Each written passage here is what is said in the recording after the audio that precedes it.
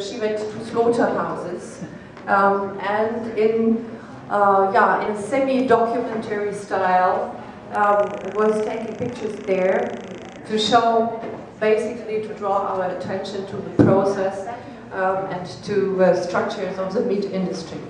So the question behind is, what can we do to an animal? I mean, there have been recent releases here in the American book market, like Eating Animals, the question, where does the meat comes from that we have on our plate? And basically, this is the direction where Julia goes to. But she is having like quite an emotional distance to that. That means she is giving us here different perspectives of the phenomenon of slaughterhouse. Like here are the butchers, here are the people working there. And funny enough, she told us that afterwards, after she was photographing there, she would show the pictures to the people working there, and nevertheless she had to ask for a permit anyway before she could rise her camera and take any photo in there. And like those people, for instance, said, wow, I mean, that's great. We have never been photographed like that before.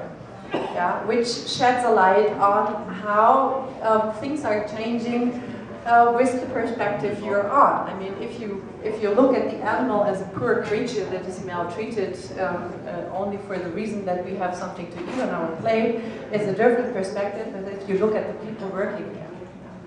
And she would use, she would allude different styles in her photographic work, like these are portraits, classical portraits that somehow remind us of portraits of Sander, like genre portrait.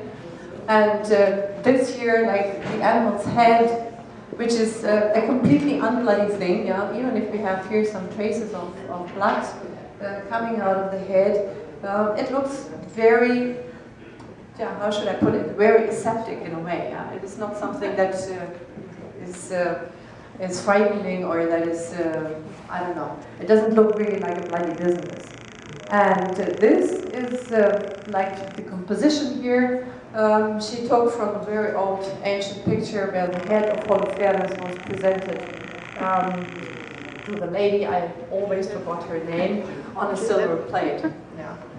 And these two things is the third style that she would use, like a hook, or here a thing where the sausages and the meat and the aprons are clutched onto. This is like a still life, yeah. So she would use a photographic style we are not accustomed to see in that context. Yeah, this is basically what she does, and this is basically what her works makes quite different than others. Yeah, okay, I'm reminded to her book, so if you want to see more of that, she has done a fabulous book, and there you find all the pictures and imageries that she did. She visited, I think, 5 or 6 slaughterhouses, and in one of those, about 10,000 animals per day are slaughtered, which is for your sizes here small, but for the German sizes it's quite big.